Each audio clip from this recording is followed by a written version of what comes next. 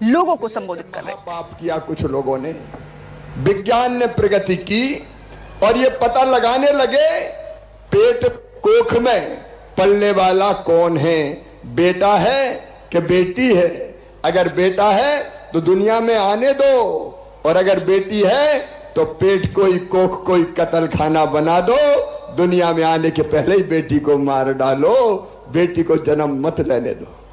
और ये हालत इतनी खराब हो गई कि कई जगह मध्य प्रदेश की धरती पर 1000 बेटों पे केवल 900 बेटियां पैदा हो रही थी। 1000 बेटों पे 900 बेटियां। मेरी बहनों, बताओ क्या बेटी के बिना दुनिया चल सकती है? अरे जोर से बताओ, चल सकती है क्या? आज तुम्हारा भाई तुम बात करने है, मुझे बताना, बेटियों के बिना दुनिया चल सकती है क्या?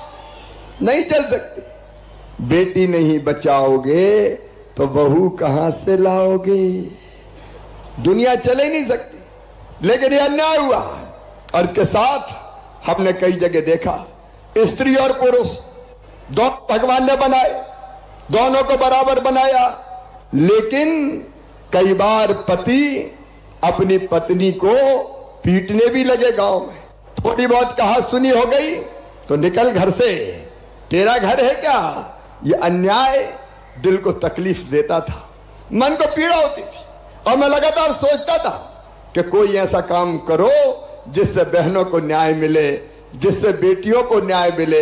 बताओ, बहनों को न्याय मिलना चाहिए कि नहीं? पीछे से भी बताओ, सब मिलना चाहिए कि नहीं? मिलना चाहिए। और इसीलिए कई तरह की चीजें दिमाग में आती थी। एक बार मैं ऐसे ही, भाई हटो सामने से, बहन भाई के बीच में कोई नहीं आएगा। एक बार मैं एक छोटी सी सभा में बोल रहा था, मेरी बात ध्यान से सुनना। मैं विधायक नहीं था, मैं सांसद नहीं था, लेकिन ऐसे ही मैं कह रहा था कि बेटी को आने दो, बेटी है तो कल है। तो एक बूढ़ी अम्मा खड़ी हो गई और कहने लगा, बड़ी बात कर रहा है, बेटी को आने दो, बेटी को आने दो। बेटी आ गई और बड़ी हो गई तो शादी में दहेज का इंतजाम क्या तू करवाएगा? अब मुझे लगा ये बात तो सही है, शिवराज भाषण देने से काम नहीं चलेगा। अगर बेटी को आने देना है तो बेटी को बोझ से वरदान बनाना पड़ेगा। और इसलिए मैं सोचता, जब मैं विधायक बना तो अपने क्षेत्र में मैं गरीब बेटियों की शादी करता था कि कुछ बोझ तो कम करूं। सांसद बनते भी ये करता था, लेकिन जैसे ही मुख्यमंत्री बना मेरी बहनों, वो अन्याय मेरे ध्यान में था। हमारा नेतृत्व यहां बैठा है, मेरे मंत्री साथी, सांसद जी, विधायकगण। सबसे पहला काम अगर मैंने कोई किया तो मैंने तय किया, मध्य प्रदेश की धरती पर गरीब बेटियों की शादी अब माता पिता नहीं, उनका मामा शिवराज सिंह चौहान करवाएगा। भारतीय जनता पार्टी की सरकार करवाएगी।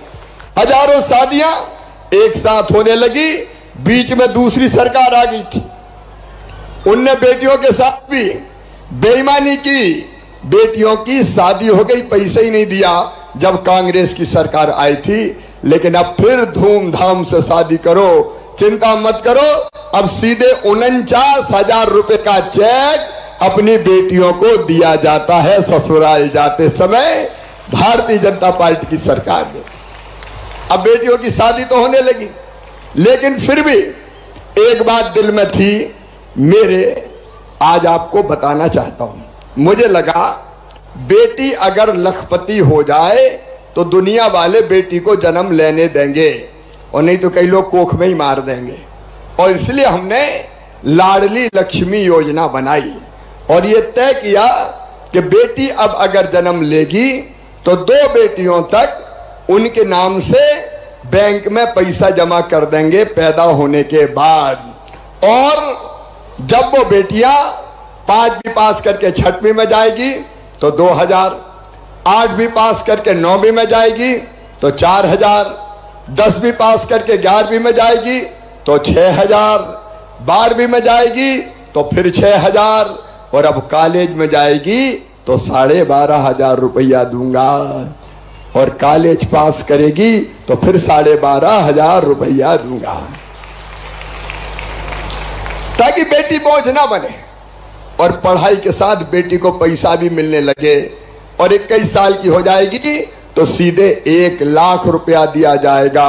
अब सुनो मेरे बहनों और भाइयों, गणेश जी बता रहे थे 1,30,000 लाडली लक्ष्मी बेटियां हैं। इन बेटियों का एडमिशन मेडिकल कॉलेज में हुआ, इंजीनियरिंग कॉलेज में हुआ और बड़े कॉलेज में हुआ तो फीस चाहे 25 लाख रुपया साल भी हो, वो फीस माता पिता नहीं मामा ही भरवाएगा, भारतीय जनता पार्टी की सरकार भरवाएगी। बेटियों को बोझ नहीं रहने देंगे, बेटियों को आगे बढ़ाएंगे, उनको वरदान बनाएंगे। ये लाडली लक्ष्मी योजना बनी। फिर भी मुझे लगा कि कुछ और करना चाहिए। मेरी बहनों, आज मुझे बताना, आज से 15 साल पहले बहनें चुनाव लड़ती थी क्या? अरे लड़ती थी क्या? जोर से बताओ, लड़ती थी क्या? नहीं लड़ती थी। चुनाव कौन लड़ेंगे? साहब लड़ेंगे। और मैडम क्या करेगी? रोटी बनाएगी। 50 आदमी आ रहे हैं, बनाओ रोटी, तो चूल्हे में बेलते रहो। चुनाव उनाव नहीं लड़ने देते थे। मुझे लगा बहनों को अगर सशक्त करना है तो बहनें अगर चुनाव लड़ के सरपंच बन जाए, जनपद की अध्यक्ष बन जाए, जिला पंचायत में पहुंच जाए, नगर निगम की मेयर बन जाए, अलग अलग बड़े पदों पे पहुंचे तो बहन ताकतवर होगी, वो सरकार चलाएंगी तो उनकी इज्जत भी बढ़ेगा और उनका मान और सम्मान भी बढ़ेगा। बोलो।